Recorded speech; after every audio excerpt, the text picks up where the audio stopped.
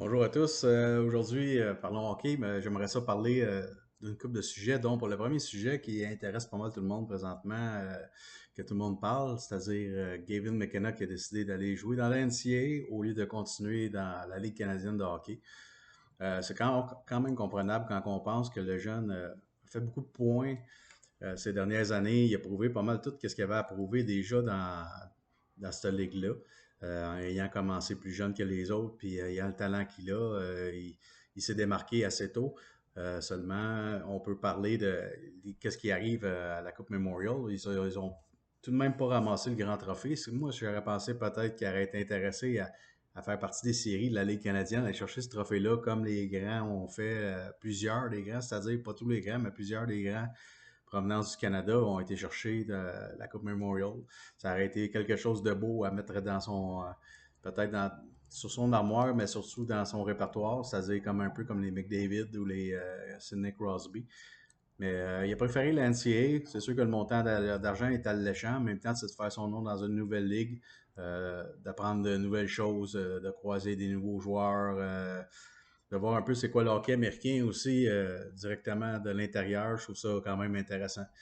On sait qu'il va finir premier choix l'année prochaine, puis on lui souhaite bonne chance. Certain qu'il n'y en a pas besoin nécessairement qu'on lui souhaite bonne chance avec le talent qu'il a, mais ça va être ça s'en vient l'année prochaine, ça revient vite, et puis il sera repêché, comme on dit, numéro 1 probablement.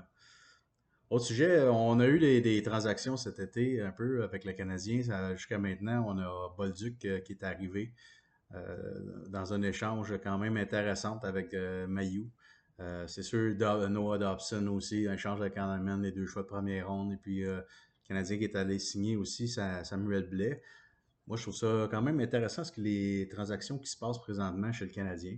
Tout d'abord, Noah Dobson. C'est un bon défenseur, certes. Pour moi, tu sais, il y en a gros qui disent qu'il est peut-être dans le top 5 des meilleurs défenseurs de la Ligue ou top 10. Écoute, top 10 peut-être, là, mais il serait borderline, là, tu sais, peut-être. Là. Il serait pas top 5 en tout cas, mais c'est quand même un défenseur offensif qui a un bon gabarit, qui ne sert pas beaucoup de ses épaules autant qu'on voudrait peut-être. Mais c'est un défenseur qui est peut-être pas qui est pas top non plus dans sa zone. Mais il est très bon offensivement. Il a quand même un bon gabarit, si on peut pas y enlever. Puis je veux dire, moi je le verrais vraiment compléter un gars comme Caden Gooley. Moi je trouve que c'est deux gars qui se ressemblent un peu dans le sens qu'ils ont à peu près la même âge. Deux gars avec des bons gabarits. Sauf qu'il y en a un qui est beaucoup plus physique et défensif, tandis que l'autre est moins physique, très offensif. Il faut dire que Dobson a joué avec les Islanders. Les Islanders, sans dire qu'ils sont pas bons, ils ont quand même eu des ratés, autant offensivement que défensivement. Une équipe qui était quand même vieillissante. Et puis Dobson, il avait peut-être pas les chances qu'il aurait voulu aussi cette année. Ça a été plus difficile pour lui avec Patrick Roy. Alors de le voir arriver avec le Canadien, moi je pense que Martin Saint-Louis va lui donner toutes les chances qu'il a besoin. Au salaire qu'il va gagner, il n'y a pas bien le choix de toute façon d'y laisser ces chances-là. Mais je veux dire, c'est notre joueur maintenant le plus payé de l'équipe. Ça, c'est un petit point qui me chicote un peu. Pas parce qu'il ne mérite pas à long terme. Je pense qu'avec la convention qui a été signée et les salaires qui augmentent, Dobson va être rentable dans quelques années. C'est juste qu'entre-temps, ça débalance un peu la calotte financière du Canadien. On sait que Suzuki, c'était le plus payé. Quoique, tu sais, Lane est payé un peu plus. Mais Lane, c'est parce que son contrat vient d'ailleurs, tandis que Dobson a été donné ce contrat-là par le Canadien. Fait qu'il se ramasse vraiment le joueur le plus payé. Hudson va bientôt se faire payer. Peut-être qu'il va dépasser Dobson, on verra. Mais fait que ce côté-là, ça me dérange un peu plus. On laisse partir un très bon joueur ben, très bon. C'est un jeune joueur. Un qui était quand même qui aurait pu cette année, s'il n'aurait pas été blessé, ça serait peut-être battu, pas pour être le candidat au meilleur recrue de l'année, mais il aurait été quand même dans la liste des 5-6 meilleurs, mettons. Emil Hyman, qui est un jeune joueur qui a quand même du caractère, une bonne vitesse, qui frappe, qui a un excellent tir. Ce gars-là est parti, ça va faire quand même ça aurait été le fun de le garder dans l'équipe, mais il faut payer pour recevoir. Les deux choix de repêchage qu'on a laissé partir, moi j'aurais aimé ça d'en garder un de ces deux-là. Honnêtement, c'est sûr que je rêvais à part de ramasser le jeune Carbonneau au repêchage. Il est parti, il est avec les Blues, très bon coup pour eux. Mais écoute, mais dans l'ensemble, le Canadien s'améliore grandement en défensive. Je ne sais pas ce qui va arriver pour la suite. On peut en parler plus tard, mais entre autres, Matheson, il va peut-être partir ou il va rester. C'est ce qu'il reste à voir. Je suppose que Matheson s'en va, Dobson est arrivé. On s'améliore, mais vas-y, je pense qu'en gardant Matheson, en ayant Dobson, on s'est amélioré beaucoup plus que si, mettons, Matheson s'en allait et qu'on gardait seulement Dobson. Mais ça reste à voir. David Savard est parti, il a pris sa retraite. C'est un gros trou quand même, même s'il avait beaucoup ralenti, il veut pas être en fin de carrière. Il y a quand même un désavantage numérique, les fins de match et tout. Il y avait son pesant d'or pour le Canadien. Il se sacrifiait vraiment là, corps et âme. Puis ben, ça va en prendre d'autres pour prendre sa place sur ce côté-là. Je pense qu'un Goulet est mature et est capable d'en prendre beaucoup. Il y a d'autres qui vont se développer. En Jack High, entre autres, là, qui est un défenseur qui peut jouer défensivement aussi.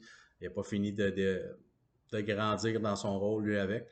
Mais écoute, il y a du boulot à faire, mais ça va être intéressant de voir la défensive, comment elle va virer.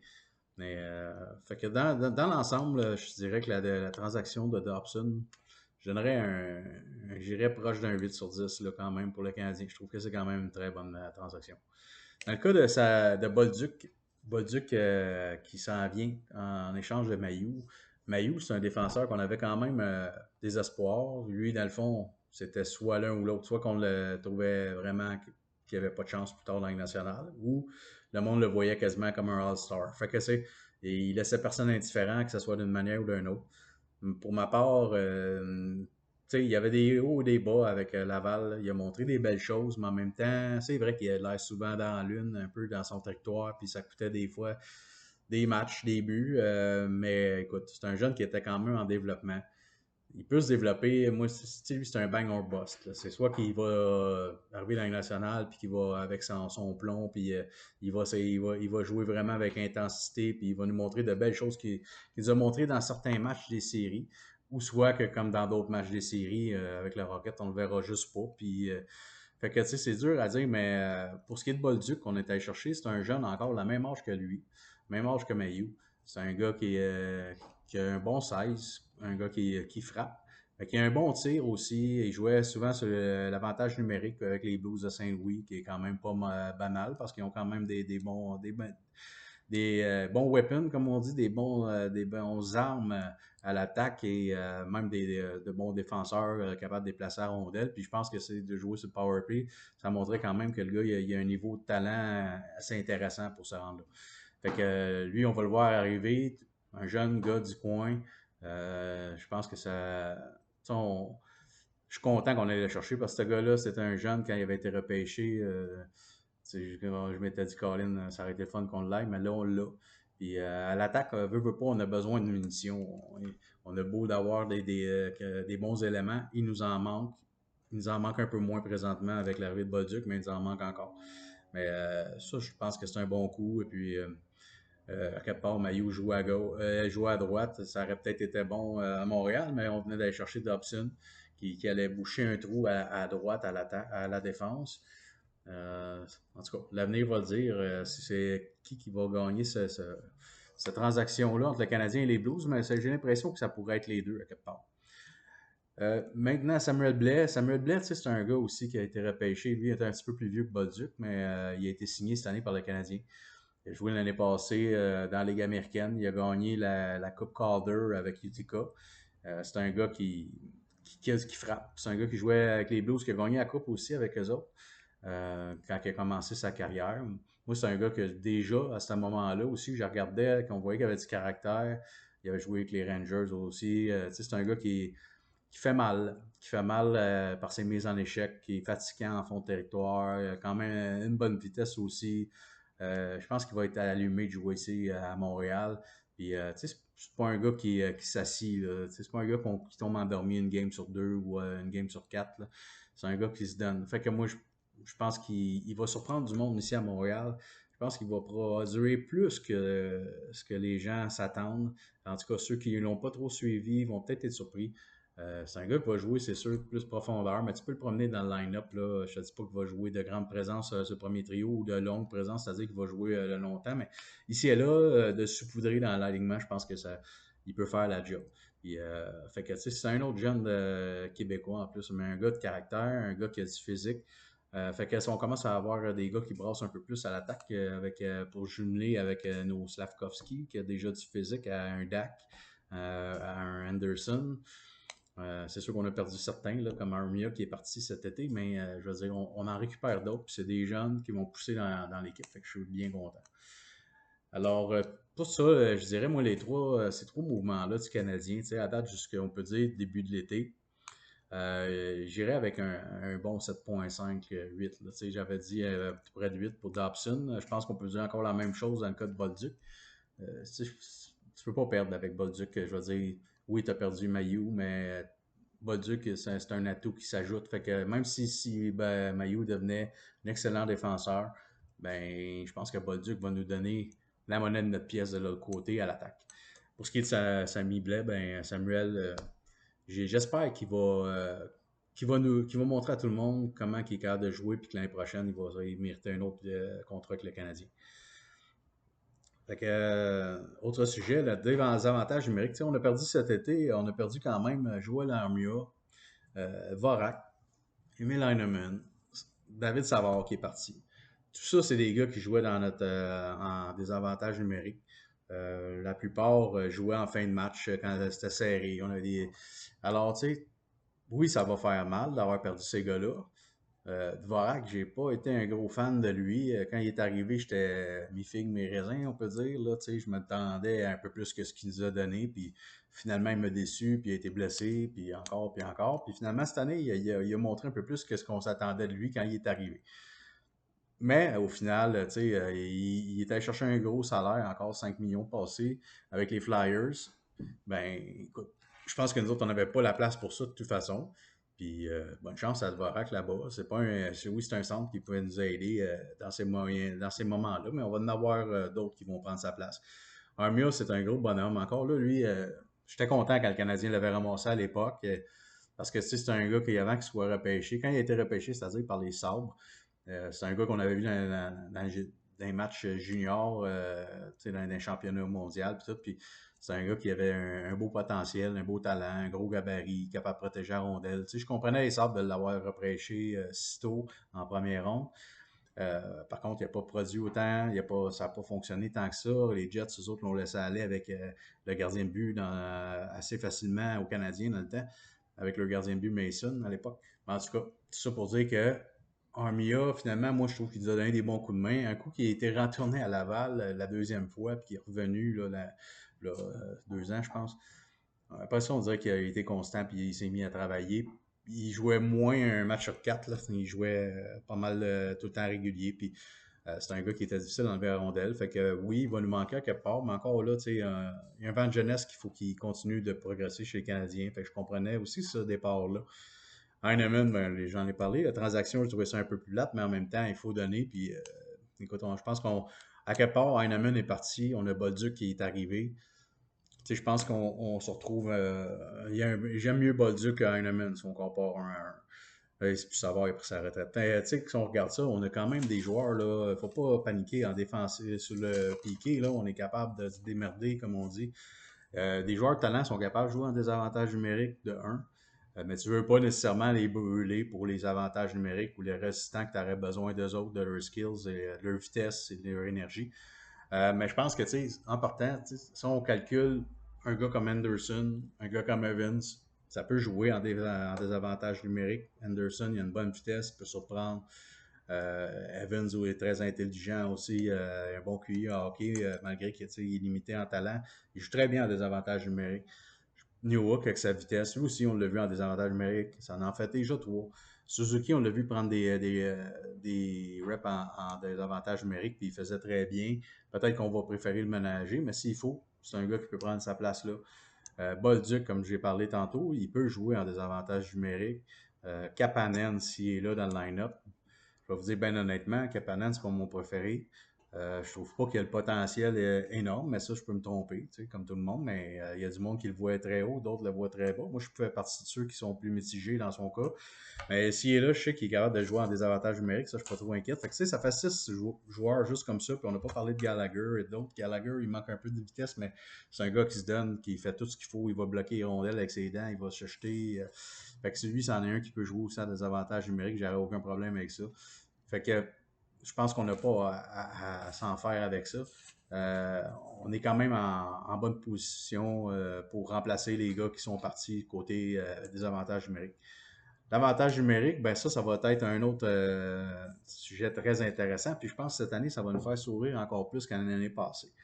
Tu sais, si on parle l'année passée, puis là, on dit, mettons, avec les assets qu'on a cette année, ben là, on parlerait, mettons, vite, vite, là, on va dire ça comme ça. Je sais que ça ne sera sûrement pas c'est pas moi qui va coacher le Canadien, c'est pas moi qui va dire ce qui va jouer en premier avantage, deuxième, mais mettons qu'on parle, là, Suzuki, Caulfield, Slavkovski, qui sont encore sur le premier power play, puis on leur met demi-dove avec eux, et puis Hudson, comme on a vu à la fin de saison. Je pense que ces 5 joueurs-là, ça va nous donner quelque chose de très offensif, quelque chose de très le fun à regarder. Ça va continuer. Puis ensuite de ça, deuxième power play, on peut parler, mettons, Dax s'il est en santé, Lane avec lui. On peut mettre à droite, on a le choix entre Anderson, Gallagher ou Bolduc. Puis Bolduc, je viens d'en parler, il jouait bien avec les Blues. Fait que moi, je verrais bien Dak, Lane et Bolduc avec Matheson et Dobson à la défense, à la pointe. Je pense que ça pourrait aussi créer un deuxième avantage numérique très intéressant. Puis là, tu mélanges tes cartes avec le premier power play, deuxième power play, selon, et puis trouver qui est-ce qui fit avec qui. Fait que, tu sais, je pense que ça va surprendre beaucoup de monde cette année. Les jeunes qu'on a eus au draft, écoute, ça a été décevant la première journée parce qu'on a perdu carrément nos 2 premiers choix qu'on a échangés contre Dobson.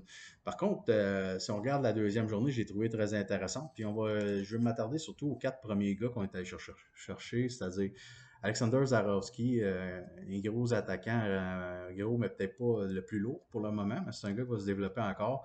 Russe, un ami bon, de Demidov, là, mais c'est un gars qui a beaucoup de skills. J'ai suivi pas mal, ben, suite au repêchage, là, pas avant, mais j'ai été voir qu'est-ce qu'on avait en highlight, qu'est-ce qu'on avait, ses présences sur la glace, puis tout. Puis c'est un gars écoute, il a quand même, euh, il a du skill. Là. Puis en passant, je suis allé voir Simon Servant, son vidéo YouTube, là, il l'explique très bien. Puis écoute, c'est très encourageant de voir ça. Je pense que c'est un jeune qui va progresser, puis j'ai hâte de voir quand il va, cette année, qu'est-ce qu'il va faire. Puis j'ai hâte de le voir arriver en Amérique, quoique lui, son contrat finit en 2027 au mois de mai, quelque chose comme ça. Fait que ce sera pas tout de suite, mais ça va être intéressant. Fait que, tu sais, lui, le Canadien, c'est-tu vrai? C'est pas vrai. Ils ont dit que c'est le joueur qui voulait aller chercher en première ronde au 16-17e place. Ben écoute, comme je disais tout à l'heure, moi j'aurais pris Carbonneau, mais mettons qu'on aurait pris lui et Carbonneau. Ça aurait été super, mais écoute, on le ramasse en deuxième ronde. Fait qu'on peut pas être fâché de ça. Je pense que c'est la deuxième journée, mais vraiment, j'ai trouvé ça le fun. Écoute, après ça, on a ramassé Aiden Papanikis, gros centre de 6 pieds 5, qui a quand même. Il n'y a peut-être pas eu autant de points qu'on aurait voulu, qu'on souhaiterait, mettons, là, d'un choix de repêchage avec du talent, mais on dit qu'il joue très bien défensivement, que c'est un gars qui a une bonne game, qui jouait dans une équipe qui était quand même pas très bonne, puis c'est pour ça qu'il n'aurait pas amassé beaucoup de points. J'ai quand même regardé jouer, tu sais, ça vaut ce que ça vaut, mais le camp le fond des Canadiens, le match intra-équipe qu'il y a eu là, avec les jeunes qui en développement, j'ai trouvé, écoute, il a marqué un but durant le match, il a marqué un but en tir de barrage, puis tu sais, il a une longue portée, il a quand même un bon patin, il a l'air d'avoir quand même des belles habiletés, quand même un QI intéressant aussi, ok. Fait que je suis content de ce pick-là. Ensuite de ça, on a ramassé Bryce Pickford. Bryce Pickford, le défenseur qui est plus défensif qu'autre chose, de ce que j'ai vu. Je te dirais que j'étais plus allumé par Protz, celui qui a été repêché l'année précédente, qui nous a montré de belles choses, j'ai trouvé. Mais Pickford a quand même, c'est un défenseur, on va attendre, mais je pense qu'il est quand même bien classé. Là, le monde ils disent qu'il ferait un bon défenseur. De ce que j'ai vu durant le match intra-équipe, c'était assez tranquille. Là. On n'a pas vu grand-chose de lui, mais il n'a pas l'air de mal. Il n'était pas à sa place. Il était quand même là, puis il fait déjà le job qu'il fallait, mais on s'entend que c'est pas avec ça qu'on va évaluer une carrière. Là. C'est pas avec ces matchs-là qu'on va évaluer sa carrière à lui, ni à Aiden, ni à LG Mooney, qui est le prochain. Lui, spectaculaire, le jeune, tout petit gabarit, 5 pieds 7, mais comment de chien, comment de vitesse, comment ce gars-là, les passes, les jeux qu'il fait. Euh, Dans le match intra-équipe, par bout, on le voyait moins. C'est sûr que quand tu te fais retenir par un gars de 6 pieds 5, c'est un peu difficile quand tu es à côté sur le long de la bande de te déplacer. Mais malgré tout, des fois, il a réussi à sortir la POC là, en faisant une passe par derrière alors qu'il était comme à côté la face dans la baie vitrée. Je l'ai vu faire des passes d'un bord à l'autre, des jeux, s'essayer. Écoute, ce gars-là, il était surveillé. Je pense que le Canadien, il est allé pour le long shot et il est allé aussi parce que le monde, les petits joueurs, ben, sont souvent mis de côté par les équipes, souvent pris très très loin dans le repêchage ou invités après à leur camp. LG Mooney a été choisi par le Canadien, puis je suis content. Certains ont parlé que c'est un peu comme un Gallagher. Ben oui, côté moteur, côté intensité, c'est un Gallagher, mais pas le même genre du tout. Lui, c'est plus un passeur, Mooney. C'est un gars qui a plus de mains que Gallagher. Puis, écoute, il va être intéressant à suivre. Puis, je pense qu'il y a le Rob Ramage ou juste plus chez le Canadien qui comparait l'excitation de voir un Mooney à celle de lui de voir Hudson l'année passée au camp. Moi, j'ai hâte de voir la suite, mais j'ai très confiance. Fait que, tu sais, il y en a après ça, il y a d'autres choix. Là, je ne passerai pas toute la liste, mais ces quatre-là, je peux vous dire déjà là. Il y en a au moins trois, tu sais, ceux-là, moi je dirais, là, tu sais, je parle de Rozarovski, Papanekis, puis le Jim Mooney, là. Moi je pense que ces gars-là vont jouer un moment donné dans la Ligue nationale, les trois. Fait que déjà là, si tu as trois choix de repêchage là, qui font la Ligue, puis qui font une bonne job dans la Ligue nationale, en partant, ton repêchage est réussi, puis là, on parle qu'il n'y avait pas de choix de première ronde. On est allé chercher Dobson, qui est quelque chose de très bon, qui nous manquait. En passant à Dobson, c'est un gars qui est déjà développé, qui est prêt à jouer dans la Ligue nationale, bien sûr. C'est un jeune vétéran. Ben écoute, on sauve beaucoup, beaucoup, beaucoup d'années de progrès à développer un joueur, puis à l'attendre. Il est déjà là prêt à jouer. Fait que, tu sais, oui, on a perdu un 16e, 17e choix, mais on est allé chercher un gars, de toute façon, qui a été dans un top 10, on va dire, puis qu'il est déjà développé. Fait que c'est excellent. Autre chose après ça, dans le fond, je voulais parler d'un petit tour d'horizon. Certaines équipes là, de la Ligue nationale, pour aujourd'hui, je me contenterais de parler du Mammouth. Le Mammouth, là, ils ont toute une équipe quand même. Moi, c'est l'équipe qui me surprend le plus. J'ai envie de dire, qu'est-ce qu'ils ont fait cet été, là? On va voir l'année prochaine que cette équipe-là ne sera plus la même équipe qu'ils étaient cette dernière année. Ils ont des jeunes qui progressent, fait que ces jeunes-là vont amener plus encore à l'équipe d'André Tourigny. Mais en plus, ils ont fait des belles transactions. Ils ont été chercher encore là des beaux choix de repêchage. Tu sais, eux autres, il y avait déjà Maverick Lamoureux qui avait repêché de grands défenseurs. Il y avait TG Guilla qui ont été cherchés l'année passée aussi, qui était dans les 10 premiers choix, mais un peu plus, peut-être même dans les 5 premiers, là, 6e ou en tout cas. Mais tout ça pour dire que, tu sais, puis là, cette année, ils ont été ramassés. Notre Québécois aussi, là, qui est excellent, là, juste parce que je veux en parler, j'oublie son nom, là, mais Caleb Desnoyers. Alors, tu sais, je pense qu'ils ont des très beaux choix, de très beaux jeunes qui s'en viennent, en plus de Logan Cooley qui est déjà là depuis quelques années. Il y avait eux autres, il y avait le Dylan Gunter, et Clayton Keller aussi à l'attaque. Déjà là, ces trois gars-là là, qui sont là, déjà dans le national, Cooley, Keller, Gunter, c'est excellent. Tu rajoutes à ça d'un Barrett Eaton qui se développe. Lui, il est repêché en même temps que Kotkaniemi, un petit peu après. Mais il est en train de devenir quand même un joueur, je te dirais qu'il est en avance sur Kanyemi au moment où on se parle. Je préfère Eaton. Ils ont Nick Schmaltz, ils ont J.J. Peterka qui viennent d'aller chercher du via transaction. Ils ont Lawson Krause qu'ils avaient déjà. Ils ont Jack McBain qui viennent de signer. On parle déjà d'une attaque là, très, très intéressante. Puis là, si on va, on continue avec ça, là, on s'en va, mettons, à la défense. Ben, aussi, je voudrais acheter, ils ont été chercher Brendan Tanev, qui est un tannant à l'attaque, un gars qui fait mal, qui a beaucoup d'énergie. Fait que, tu sais, moi, je trouve ça super intéressant pour eux autres. Puis, c'est une équipe qui va être le fun à regarder jouer déjà là. Mais c'est à la défense, là, t'as Sergachev, tu sais, qu'on n'a pas besoin d'en reparler à Montréal, hein, un défenseur, beaucoup de talent. Ils ont John Marino, qui est un autre défenseur offensif qui a joué à Pittsburgh, qui a joué aussi, bien sûr, je ne me trompe pas que les Devils, mais c'est un gars qui a du talent offensivement, c'est pas le plus physique, là, mais c'est quand même un bon défenseur pour bouger le puck. Oli Mata, encore là, c'est un défenseur qui est mobile.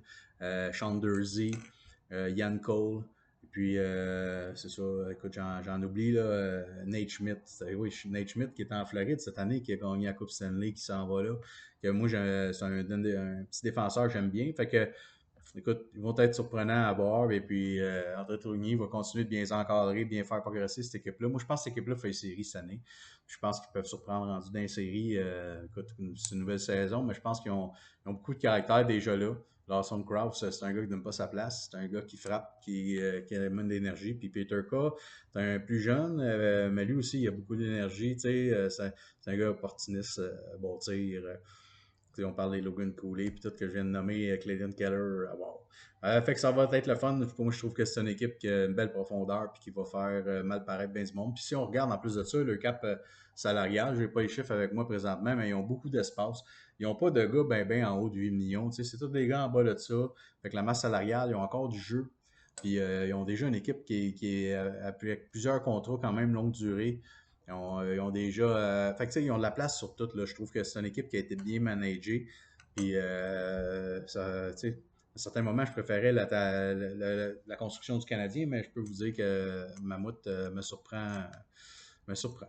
Alors, ça, c'est ce que j'avais à dire là-dessus. Je vais revenir peut-être un petit point rapidement, puis ça, on pourra en développer le sujet une autre fois, mais on parle de top 6 à l'attaque. Le Canadien, beaucoup disent que le Canadien est loin d'un top 6, il est loin d'être des meilleurs de la Ligue. On s'améliore tranquillement, pas vite, hein, veux pas, avec les jeunes qu'on a. Là, moi, je trouve que le Canadien commence à être intéressant à l'attaque. Bon, c'est une équipe qui est encore en développement. C'est une équipe qui a encore de l'attaque. On a besoin d'aller en chercher d'autres. Si on calcule que Suzuki, Caulfield, Slavkovski, on a déjà 3 joueurs là sur une ligne. Kirby Dak, Demidov. Je pense que, après ça, tu peux mettre Lainé pour le moment qui est là. C'est quand même, s'il se mettait à jouer comme il est capable, ça serait quelque chose. Mais bon, Zachary Bolduc par la suite. Anderson, ça nous a montré, je pense, qu'est-ce qu'il peut faire en série. Je pense que c'est un gars qui veut. Il faut qu'il continue comme ça. Mais tu sais, je commence à trouver le top 9 du Canadien, ça s'en vient bien, puis le top 6 c'est quand même pas payé solide. Il y a d'autres joueurs qui vont s'en venir à un moment donné, mais c'est déjà intéressant. Peut-être que cet été, on va ajouter un autre attaquant. On parle de Kyrou. Kyrou, ça va coûter cher si c'est le cas, mais on verra. Un autre gars qui coûte aussi cher côté monnaie, mais c'est un gars qui coûte cher peut-être à aller chercher côté joueur, puis qui sait qu'on donnerait à ce moment-là. Peut-être qu'on perdrait un ou deux éléments importants qu'on met déjà de façon avantageuse dans notre équipe.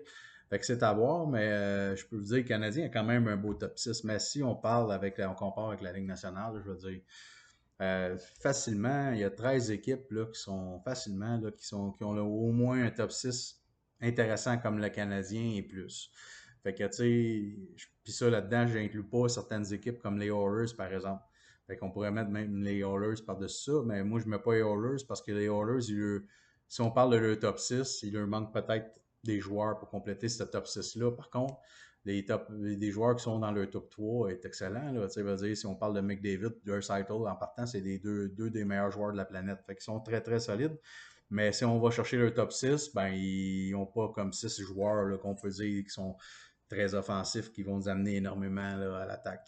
Fait que, pour ça, je ne les ai pas mis dans ces 13 équipes-là. Mais tu sais, il y en a d'autres aussi, là, en passant. Mais je vais nommer juste les 13 équipes que je parle que le Canadien est pas meilleur qu'eux autres dans leur top 6. Là. On parle, mettons, d'Anaheim, qui a un paquet de bons jeunes qui s'en viennent, qui ont commencé, qui va être un des top 6 les plus spectaculaires dans pas long. Les Stars de Dallas, les Panthers de la Floride, le Wild du Minnesota, les Kings, malgré que Kotkaniemi est sur le deuxième, si on va dans Daily Face-Off, les autres, ils mettent Kotkaniemi, deuxième trio, là.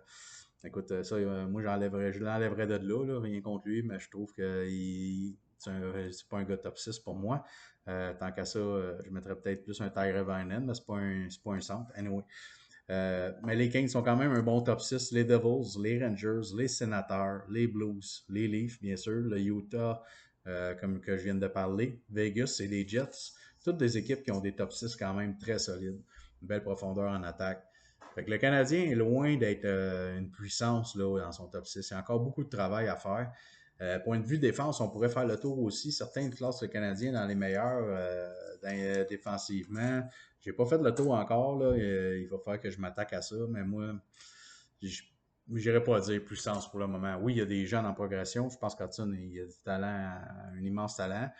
Tu sais, je pense que tu as Dobson, tu as Goulet. Et puis, tu sais, déjà là, puis Backer, ben, il n'est pas encore arrivé. Tu sais, il faut lui laisser le temps, puis on va voir ce qu'il va nous donner. On peut penser qu'il y a un beau potentiel, mais il faut quand même qu'il le prouve à la Ligue nationale.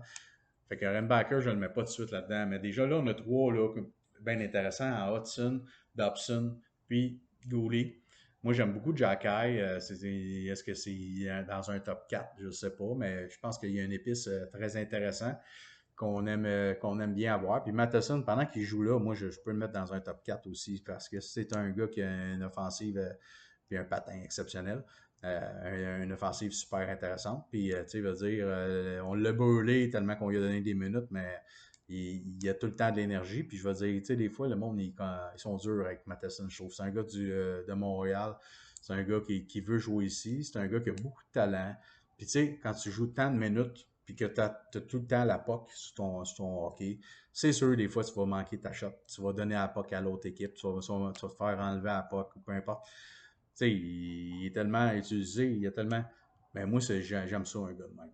OK? J'aime Matterson. Si on l'arrête pour pas trop cher dans les années prochaines, je le garderai dans mon line-up.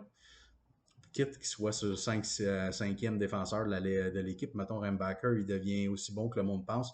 Puis on aurait un top 4 qui serait Hudson, Goulet, Dobson, puis Rembacker. Ben, je verrais après ça, moi, un gars mettons, un Jacky avec Matheson, c'est la troisième paire, il n'y a pas de problème là. Ça serait solide. Mais là, à dire que là, on a l'équipe avec le meilleur top 6 de la ligne à défense, là, je suis loin de là. Présentement, je pense qu'il y a d'autres équipes là, qui ont beaucoup de bons jeunes qui s'en viennent. Tu sais, Anaheim, là, ils n'ont pas fini, eux autres, de voir leurs jeunes défenseurs progresser. Là, les Panthers qui ont gagné la Coupe, on s'entend-tu qu'il y avait une bonne défensive, eux autres aussi. Ekblad, bon, c'est pas mon préféré, mais il était quand même là, il est quand même gros, il est quand même capable de frapper, puis capable de tirer à rondelle, de se marquer des buts, c'est là. Jones, un autre bon défenseur, là, je pense qu'il est meilleur que Blad en partant.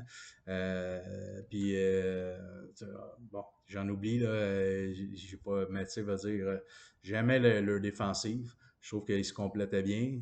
Fait que, tu sais, déjà là, eux autres, ils ont un gros top 6, là, qui peut faire mal paraître bien des équipes. Fait que de là à dire que le Canadien serait un des meilleurs, je suis pas rendu là encore dans mon évaluation, mais je pense pas que ce soit le cas. Fait que, anyway, tout ça pour aujourd'hui, je pense que ça fait le tour. Il y a beaucoup de sujets qui s'en viennent, beaucoup d'autres choses à parler, des choses à approfondir, parler de trio, parler de la défensive, décortiquer plus la défensive du Canadien par rapport à les autres équipes. C'est quelque chose que peut-être j'aimerais faire dans les prochaines semaines. Et puis, aussi, on va peut-être revenir m'amener sur Crosby, savoir il va décider d'être échangé à un certain moment donné. Puis si c'est le cas, ben, est-ce que le Canadien pourrait être l'équipe qui ramasserait Crosby? Qu'est-ce que ça coûterait? Ça, c'est la grosse question qu'on peut tous se poser.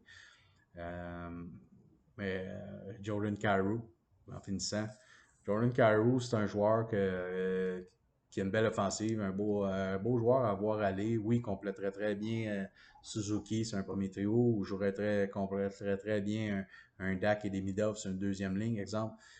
Verrons, mais qu'est-ce que ça va coûter? C'est là qu'est la question. Mais moi, il y a une chose que je peux continuer de dire, que je dis depuis un bon bout de temps, c'est que j'ai confiance en Ken Hughes puis en Jeff Gorton. Je pense que ces deux hommes-là ont une bonne tête de hockey, prennent le temps qu'il faut, font pas de gestes brusques, ils prennent le temps de réfléchir, de regarder les options, de faire, puis à date, ce qu'ils font, ils le font bien, puis ça ne veut pas dire qu'ils ne se tromperont jamais, là, mais je pense qu'ils emmènent le club à la bonne place. Puis j'ai totalement confiance en eux. Et puis, peut-être une chose que je pourrais faire un petit tour, que j'aimerais faire. Je garderais peut-être ça pour un autre épisode, là, mais les jeunes prospects du Canadien en passant, on reviendra, mais je pense que ça va être le fun de remettre à jour un peu qui est-ce qui est in, qui est-ce qui est out là, selon nos attentes pour les prochaines saisons. Mais bon, OK, fait que ça wrap up pas mal pour aujourd'hui. Excusez si je suis un petit peu à gauche et à droite à certains moments. Beaucoup de choses qui passent en tête, beaucoup de choses dont on aimerait parler. On va s'en reprendre une autre fois. continuons de parler hockey. Au plaisir.